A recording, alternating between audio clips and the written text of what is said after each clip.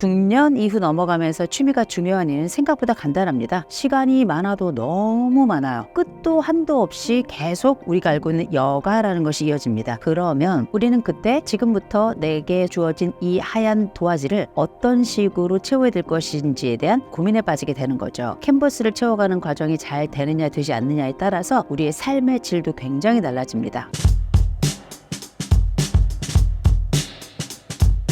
안녕하세요. 신사입니다. 구독자 여러분, 숭실사이버대학교 교수 이우선입니다. 50대 이후에 취미가 중요한 이유는 무엇인가요? 취미라고 하는 것이 말 그대로 취향과 내가 맞는 내 입맛에 맞는 새로운 일, 이런 것들을 우리가 합쳐서 아울러 우리가 취미다 이렇게 얘기할 텐데, 중년 이후 넘어가면서 취미가 중요한 이유는 생각보다 간단합니다. 시간이 많아도 너무 많아요. 끝도 한도 없이 계속 우리가 알고 있는 여가라는 것이 이어집니다. 원래 여가라는 개념 자체가 일을 하고 남은 시간, 이걸 우리가 여가라고 부르지만 중년 이후 우리 대부분 아이들이 다 컸고요. 중년 이후 대부분은 퇴직했을 가능성이 굉장히 높아요. 그러면 퇴직 다음 날부터 우리는 24시간이 여가입니다.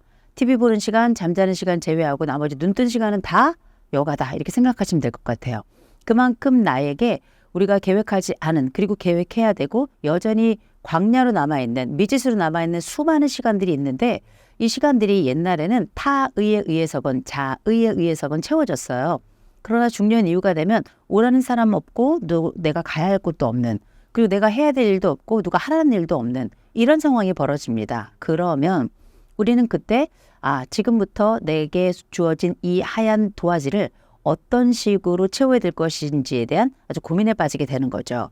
그리고 이 도화지라고 하는 게 막상 그 도화지는 어떤 펜으로 해야 될지, 크레파스로 해야 될지, 색연필로 해야 될지, 물감으로 해야 될지, 이게 또 사실 수채화가 될지 아니면 캔버스 위에 그린 유화가 될지 아무도 알 수가 없고 누구도 알려주지 않아요.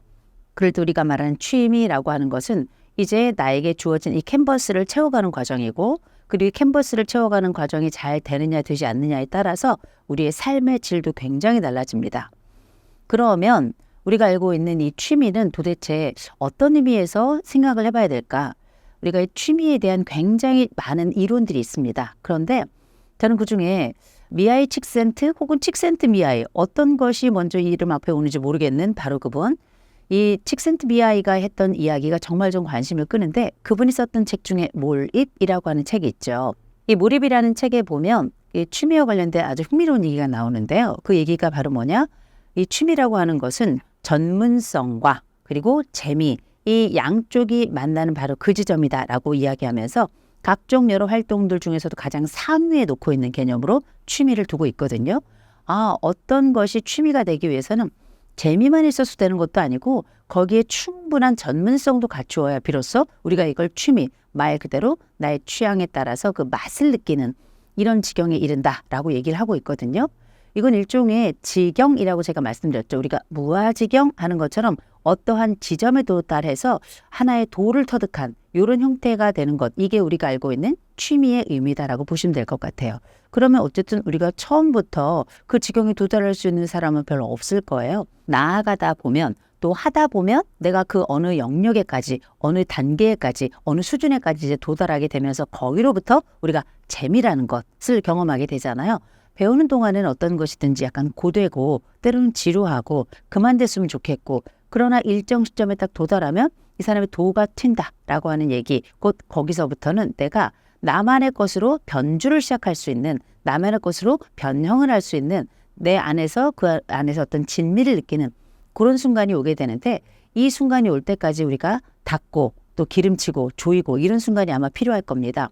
그러면 그런 취미는 도대체 어떤 종류를 선택해야 될 것인가? 취미 많죠. 우리가 등산을 하기도 하고 여행을 하기도 하고 영화를 보기도 하고 그러는데, 중년 이후가 되면 등산을 하자니 무릎이 아프고요. 여행을 다니자니 돈이 없고요. 그리고 영화를 보자니 넷플릭스가 있고요. 사실 우리가 생각했던 것처럼 영화도 예전처럼 이따금씩 보는 것도 영화지, 그것도 너무 자주 보는 건 돈도 없지만 재미도 없습니다. 우리가 여러 시리즈들 엄청나게 많이 보지만 이런 시리즈들 보면서도 한두 편은 물론 재밌지만 나중에는 눈도 아파요. 그럼 이제 우리가 먹다 지쳐 잠이 드는 것처럼 보다 지쳐 그냥 잠이 드는 거거든요. 그럴 때 이 짬짬이 볼 때의 기쁨과는 다르게 내 삶이 마치 아무 의미 없이 무의미하게 흘러가는 것 같은 느낌을 굉장히 강하게 받습니다. 그렇다면 그건 재미도 아니고요. 나의 취향도 아닐 거예요. 그래서 우리가 중년 이후가 됐을 때는 훨씬 더 이 취미에 대한 관심을 갖되 이 취미가 가지고 있는 방향도 좀 살펴야 됩니다. 일단 저는 이런 말씀을 드리고 싶어요. 취미를 갖는다면 제일 먼저 취미라는 것이 혼자 놀기의 진수라는 걸 알아야 된다는 것. 나 혼자서도 잘 놀 수 있는 바로 그 일, 내 취미라고 할 수 있을 거고요. 그게 어떤 돈이 된다 혹은 돈이 안 된다. 내가 돈이 돼서 이거를 내가 직업적으로 한다면 이건 나의 일명 직이고 업이 되는 건데 내가 이게 돈이 되지 않아. 근데 뭐 짬짬이 조금씩 돈이 들어온다 하더라도 이게 나의 생계를 유지할 정도는 아니야. 그러면 이건 나에겐 취미가 될 수 있는 거죠. 그런데 이 취미라고 하는 것이 아시는 것처럼 나 혼자 놀기의 진수. 그래서 혼자만의 것도 있을 수 있지만 함께하는 것들도 있을 수 있어요. 제일 먼저 나 혼자 놀기의 진수라고 볼 수 있는 혼자 취미, 나 혼자 하는 개별 취미에 대해서 잠깐 말씀을 드리면 개별 취미는 저는 집 안에 곧 가안의 취미와 가외 취미가 있어야 된다고 생각을 해요. 가안의 취미라고 하는 건 눈 오고 비 오고 미끄러지고 춥고 덥고 이런 순간에 나 혼자 놀기의 진수를 집에서 할 수 있는 바로 그런 걸 가안의 취미라고 할 텐데 가안의 취미라고 한다면 우리가 가족들과 함께 할 수 있는 것도 있고 나 혼자 할 수 있는 것도 있겠습니다만 보통 가족 내 취미를 가족이 함께 공유하는 경우는 애들이 유치원 다닐 때까지가 끝이에요.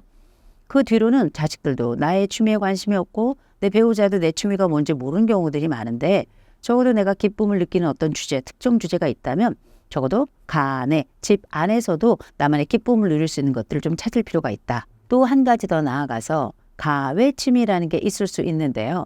가외 취미라고 한다면 내가 집 문을 열고 나가서 나 혼자 누릴 수 있는 즐거움과 기쁨, 그 만족감이 나에게 다가오는 주제가 있다면 다 취미의 주제가 될 수 있죠. 그게 사람을 대상으로 한 취미가 될 수도 있고 아니면 어떤 사물이나 아니면 자연물과의 접촉을 통해서 내 취미를 확보할 수도 있을 거예요.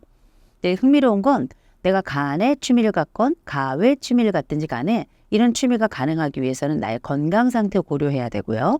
나의 재정 상태도 고려해야 되고요. 내가 가지고 있는 성격적 특질도 고려를 해야 될 겁니다. 이를테면 내가 가외 취미를 가지고 있는데 그게 사람들이 굉장히 많은 곳에 가가지고 함께 협업을 하는 이를테면 우리가 등산을 간다든지 아니면은 뭐 어떤 조깅 클럽을 함께 한다든지 아니면 뭐 내가 다른 사람들과 함께 뭐 어떤 자원봉사를 한다든지 이런 일을 할 때 내가 너무 샤이한 사람이에요.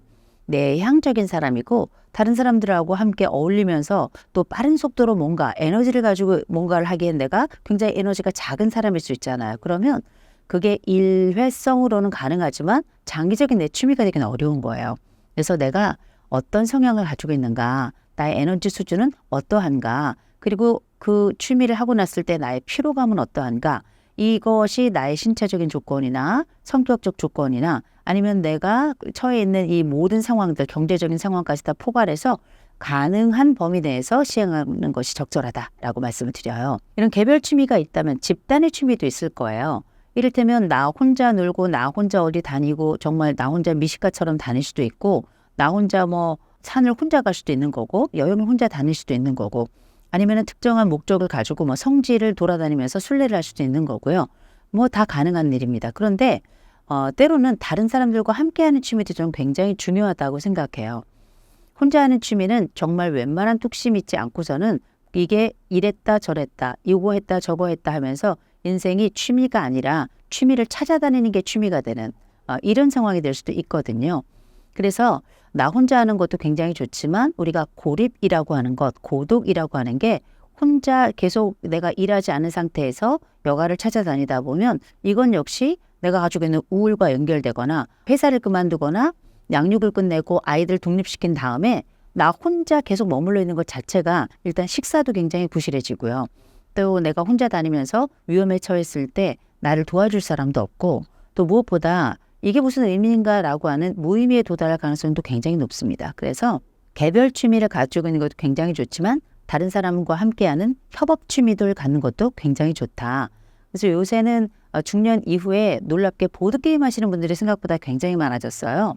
우리가 보통 중년 이후에 취미 하면 가장 대표적인 게 뭐 등산이라던가 낚시라던가 아니면은 뭐 요새는 왜 함께 뭐 탱고 클럽 이런 데도 다니시기도 하고 경우에 따라 나는 외도가 취미다 이런 분들도 계세요. 또 다른 어떤 사랑이나 연인을 찾아다니는 분들도 계시거든요. 근데 그거는 뭐 취미라고 해야 될지 잘 모르긴 하겠습니다만 어쨌든 사람을 향한 취미라고는 볼 수 있을 거예요. 근데 제일 중요한 건 그 모든 과정에 이 사람이 가지고 있는 이 특성들이 나하고 어떤 맞아야 되는 것도 있지만 대인관계에 있어서 함께 집단과 뭘 할 때는 조심해야 되는 부분들이 꽤 있습니다. 거기 중엔 건강한 사람도 있고 건전한 사람도 있지만 의도를 가지고 있는 사람도 있고 경우에 따라서는 악당도 그 안에 있을 수 있어요. 그리고 내가 중년 이후에 우리가 몸에 대한 관리도 되게 중요하지만 재산에 대한 관리나 내 시간에 대한 관리 역시 얼마나 중요합니까? 근데 나를 때로는 착취하거나 때로는 나의 시간을 무작정 함부로 쓰거나 내 삶에 함부로 침범을 하거나 이런 사람들이 있는 집단에 들어가거나 혹은 어느 집단에 들어가는데 이런 사람이 있으면 오히려 내가 기쁨을 누리려고 하다가 정말 인생이 힘들거나 꼬이게 되는 상황이 생길 수도 있거든요.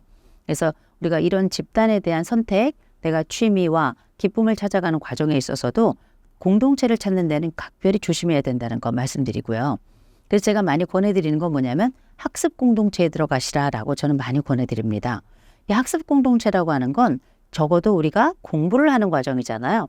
그 학습 공동체에서는 이를테면 복지관도 학습 공동체가 될 수 있고요. 뭐 사이버 대학이나 혹은 뭐 방통대나 아니면 요새는 이런 함께 모이는 독서 클럽이나 이런 것들도 굉장히 많더라고요.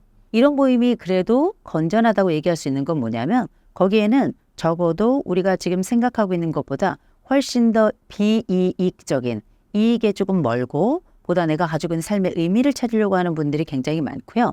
또 그 목적 자체가 비슷한 성향을 가지고 있는 사람들, 비슷한 지향을 가지고 있는 사람들이 모였을 가능성이 굉장히 높고 또 그 이후의 과정도 이어지는 학업으로 가거나 아니면 그 학업을 통해서 뭔가 선한 일을 하거나 새로운 일을 모색하거나 이런 방식으로 우리가 볼 때보다 안전한 대상들이 모여있을 가능성이 굉장히 높기 때문에 적어도 이 공부가 우리에게 그 이전에 못다 했던 내 학업에 대한 열망을 채워줄 뿐만 아니라 현재 내가 가지고 있는 삶에 있어서의 만족도를 높일 수 있고 아니면 새로운 자격이나 아니면 새로운 분야를 공부하면서 내 안쪽에 심리적인 포만감도 동시에 가져올 수 있기 때문에 적어도 우리가 알고 있는 결정적 지능, 곧 나이 들어서 우리의 머리를 좋게 만드는 아주 중요한 기능까지 덩달아 하고 있거든요. 그래서 적어도 우리가 어떤 그룹을 찾아야 되는데 그 그룹을 잘 찾지 못하겠다 그러면 일단 학습 공동체에 들어오셔서 내가 이전에 못했던 공부 해보거나 새로운 공부 영역에 도전하시면서 비슷한 영역에서 선한 취향을 가지고 있는 사람들과 접점을 가져보는 것 굉장히 좋은 기회가 되지 않을까 싶습니다. 취미 활동을 시작하고 싶지만 용기가 안 나고 막막해하는 분들이 작은 한 걸음이라도 스타트를 끊을 수 있는 방법이 있을까요? 뭔가를 시작한다는 건 대단한 용기입니다. 왜냐하면 새로운 땅으로 걸어 들어가는 거거든요. 이 취미라는 건 역시 내가 이제는 한 번도 해보지 못했던 영역으로 걸어 들어가는 거라 약간 막연하기도 하고 살짝 두렵기도 하고 또 막상 했는데 재미가 없으면 어떡하나 괜히 내 선택에 대한 후회가 되는 건 아닌가 이런 생각을 할 수 있는데 우리는 그거 말고도 살아오며 후회 많이 했고요. 그것 말고도 우리는 용기를 내서 여기까지 왔습니다. 그러니 우리가 이런 새로운 취미를 시작한다는 것 자체도 용기가 필요하지만 이전에 우리가 냈던 용기의 절반도 없어도 돼요. 그러니 너무 걱정하지 마시고 근데 이게 막연함은 좀 달라요. 어떤 것부터 시작해야 될지 그리고 어느 방향으로 시작해야 될지 전혀 모르는 경우가 많이 있는데 그럴 때는 둘 중에 하나를 선택하시면 됩니다. 하나는 혹시 자녀들이 있으면 자녀들에게 조금 물어보시거나 친구들이 있으면 그 비슷한 영역에 있는 친구들의 전철을 밟아가시는 것도 좋아요. 아, 누가 이렇게 했다더라 혹은 내가 이렇게 하고 있는데 이렇게 하면 좋을 것 같아 이런 조언을 주는 친구가 있으면 친구 따라 우리가 또 강남도 가지 않습니까? 그렇다면 그런 비슷한 취미향을 가지고 있는 친구가 있을 때 그 친구를 통해서 일종의 첫 번째 문을 여는 것 이것도 좋을 것 같고요. 또 한 가지는 우리가 이제 중년 이후에 중장년 일자리 희망센터나 아니면 지역의 복지관이나 아니면 우리가 최근에 중장년들을 위한 여러 상담기관들이 굉장히 많아요. 심지어는 가족센터 같은 데나 건강가정지원센터 가셔서 제가 사실 이런 취미를 어떤 걸 해야 될지 모르겠다라는 질문을 하셔도 상담이 가능합니다. 왜냐하면 취미도 일종의 진로예요. 인생의 진로가 반드시 꼭 직업에만 있는 게 아닙니다. 생의 진로를 선택할 때 이 진로 안에는 나의 기쁨의 진로도 있는 거고요. 내가 가지고 있는 새로운 영역에 대한 도전 이 모든 것들은 다 진로에 해당된다고 저는 생각하거든요. 그런 차원에서 이런 상담을 통해서 내가 가지고 있는 장점이나 나의 특징이나 이런 검사도 한번 해보시고 실제 내가 이전에 생각하지 못했던 나의 원했던 버킷리스트를 쓰는 방법, 이 버킷리스트를 완성해가는 그 모든 과정도 다 취미가 될 수 있거든요. 잊지 마시고 한 번쯤 그런 기관에 들리셔서 내가 이런 새로운 의도를 가지고 있는데 어떻게 찾아야 됩니까? 그러면 일명 흥미 검사도 해주실 거고요. 또 관련해서 우리의 버킷리스트, 우리의 장단점, 때로는 성격 검사 이런 걸 통해서 또 막상 상담을 1대1로 함께 면담을 나누다 보면 훨씬 더 내가 가지고 있는 소망들도 구체화돼서 여러분들의 취미 영역이 여러분 눈앞에 펼쳐질 거고요. 그 상담사가 여러분들에게 용기까지 주면서 첫 발을 멋지게 내디딜 수 있지 않을까 싶습니다. 요즘 실버 세대들과 과거 실버 세대의 차이점은 무엇이고 노후를 잘 보내는 사람들의 공통점은 무엇인가요? 일단 50이 넘은 분들을 실버라고 부르지 마시고요. 그리고 이 50대 지금의 내가 나를 노년으로 보느냐가 훨씬 더 중요해요. 이걸 우리가 주관적 노화라고 부릅니다. 그래서 내가 지금 내 나이가 60이 넘었어, 70이 넘었어, 때로는 80이 넘었어 하지만 아니야 난 아주 왕성하게 활동하고 있어. 그리고 난 여전히 젊은 것 같아. 그러면 이분은 젊은 사람이 맞아요. 왜냐하면 사람은 나이로 살지 않습니다. 역할로 사는 거예요. 내가 나에게 어떤 역할을 주었냐에 따라서 내가 그 역할을 수행하면서 사회적인 나이로 그렇게 살아가는 거거든요. 그러니 어쩌면 내가 50대라도 정말 나이가 많은 분처럼 아유 나이가 많아 이렇게 생각하시면 이분은 노인이 맞아요. 그러나 내가 나이와 상관없이 활력 있게 내 책임을 다하고 내가 원하는 바를 수행해 가면서 주도적으로 삶을 만들어 간다면 이분들의 주관적 연령은 매우 낮은 것이다. 이렇게 보시면 될 것 같아요.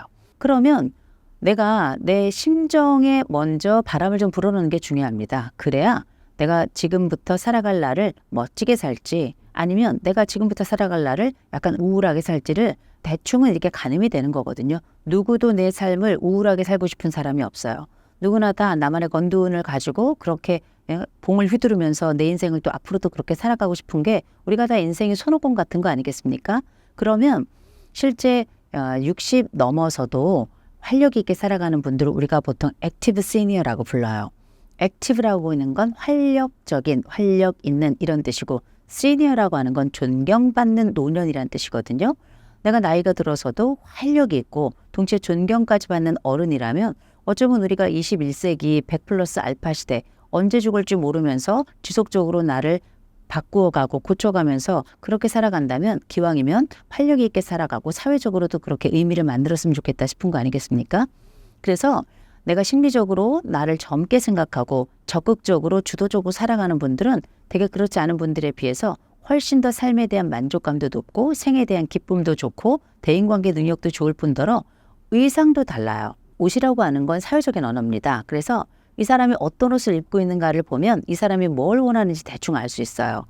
예를 들어서 우리가 나이가 들면 안구, 눈의 변화 때문에 빨간색이 더 잘 보여요. 저도 그래서 빨간색 엄청 많이 입거든요. 근데 그게 옷가게에 가도 빨간색이 보이기 때문에 그게 자꾸 눈이 가는 거고 그걸 손으로 또 선택해서 입게 되는 거예요. 그런데 이걸 입고 나가면 다른 사람들도 아이고 이쁘다 이런 얘기를 많이 해요. 대신 내가 좀 젊어 보이고 싶어. 그러면 일부러라도 파란색을 선택하거나 아니면 좀 우아하고 싶어. 그러면 약간 무채색으로 된 옷들을 많이 선택을 하죠. 근데 이렇게 옷을 입은 걸 보면 이 사람이 튀고 싶구나. 이 사람이 우아한 사람이 되고 싶구나. 이 사람이 때로는 아주 무대에 서고 싶은 사람이구나라는 게 확연하게 나타나는 거예요. 말도 마찬가지입니다. 이 사람이 어떤 말을 하는지를 보면 이 사람이 어떤 사람인지 알 수 있잖아요. 하이데거가 얘기했던 것처럼 언어는 존재의 집이니까 이 사람이 어떤 언어를 사용하는지를 보면 이 사람의 존재를 알 수 있는 거 아니겠습니까? 그러면 이 사람이 실제 사회적으로 어떤 역할을 하고 싶은지 얼마나 적극성이 있는지는 이 사람의 말과 이 사람의 옷만 봐도 알 수 있어요. 그런데 보통 보면 나이가 50 넘어 60 넘어서 사회활동을 원만하게 하면서 인생이 행복하다 말하는 분들 일명 삶이 술술 풀린다 이렇게 얘기하는 분들이 보면 몇 가지 특징이 있더라는 거죠. 그중에 첫 번째는 뭐냐? 이분들은 옛날부터 인생을 열심히 살았던 분들. 이런 분들은 나중에 50이 돼도 60이 돼도 인생이 술술 풀려요. 인생이 풀린다는 건 갑작스러운 행운, 로또처럼 터지는 그런 것이 아니라 어쩌면 우리의 누적된 노력의 역사가 이 사람의 50대 이후를 받쳐주는구나 라는 걸 우리가 알 수 있죠. 그래서 보면 이 사람의 20대, 30대, 40대의 삶을 보면 열심으로 살았던 사람들은 50대, 60대 이후에도 그 열심과 열정이 잘 식지 않고요. 20대부터 40대, 50대까지 인간관계를 잘 형성해 놨던 사람들은 그 관계가 또 5, 60대 넘어서 또다시 꽃을 피우더라고요. 또 이 경제적인 관리를 잘 해놨던 사람들은 그렇게 5, 60대에 연금이라든지 준비한 것들을 가지고 또 편안하게 살아가는 거고요.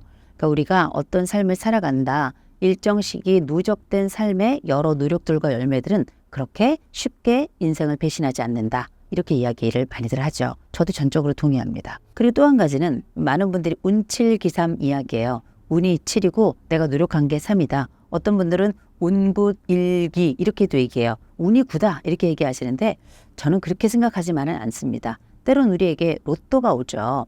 인생의 로또 중에 하나가 배우자 아니겠습니까? 잘 안 맞잖아요.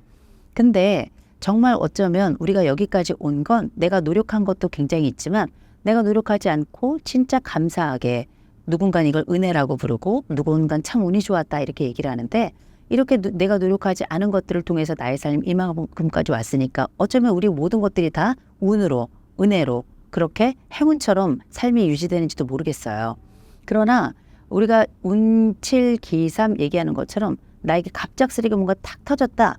그런 분은 정말 행운인 겁니다. 그건 뭐 하늘이 준 복인데 어쩔 수 없어요. 이런 분들은 술술 풀린다. 땡큐죠.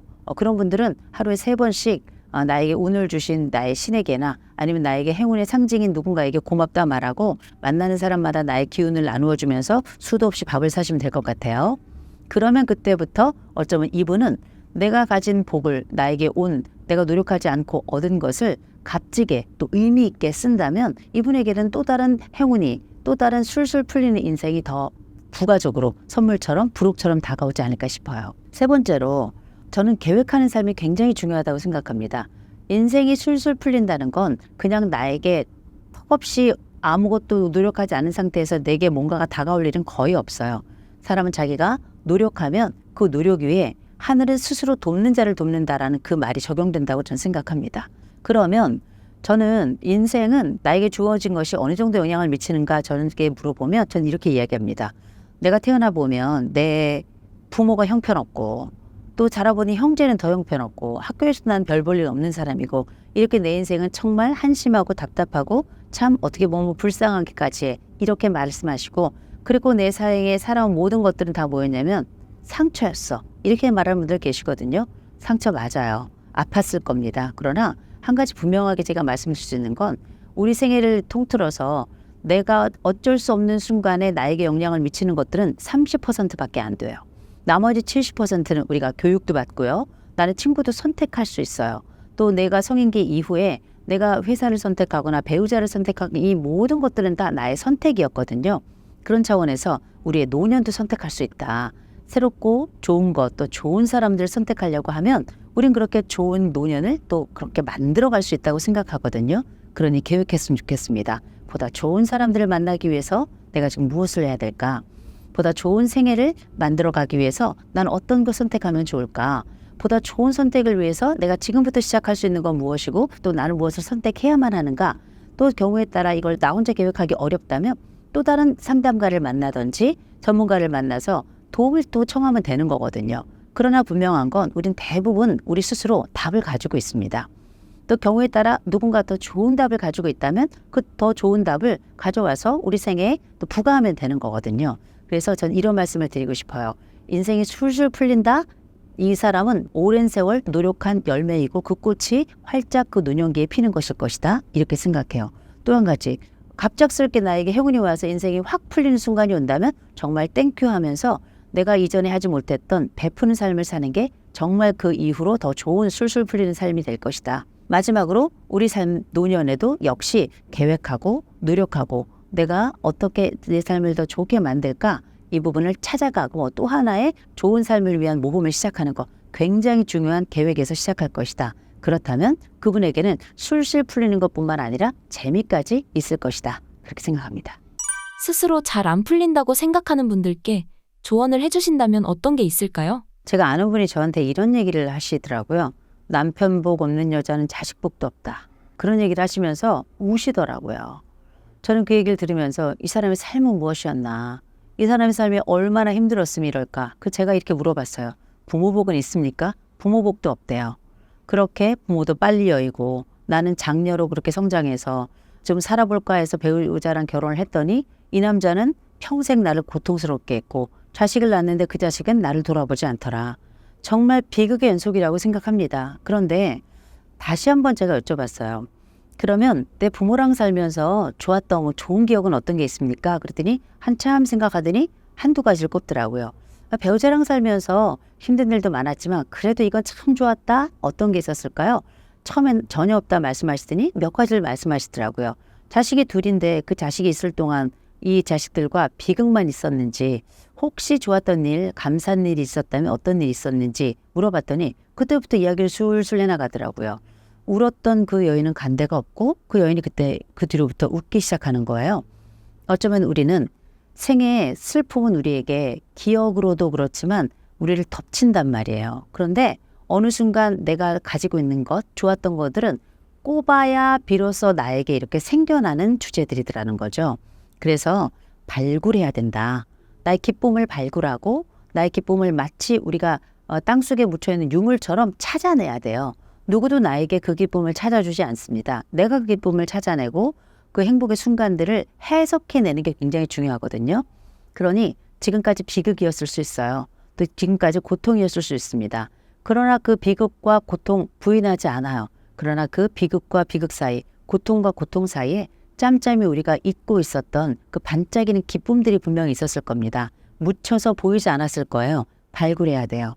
찾아야 될 겁니다. 그걸 하나씩 찾는 순간부터 지금부터 풀리기 시작하는 그 순간이 과거의 그 기쁨을 찾는 그 반짝임, 그걸 찾는 순간부터 우린 지금의 기쁨이 시작될 거고요. 지금 우리가 기쁨을 발견하고 감사를 손가락으로 해는 순간 우리의 미래는 더 만족스럽고 더 행복하고 내가 앞으로 삶도 더 살만하겠다라고 하는 일종의 기대에 닿게 될 거예요. 어쩌면 우리는 없다고 생각했던 곳에서 발견하는 기쁨을 통해서 곧 과거의 기쁨을 통해 현재를 읽어내고요. 현재에 우리가 만들어가고 손가락을 접어가면서 찾아내는 기쁨 속에서 미래를 새롭게 길을 내는 게 아닌가 싶습니다.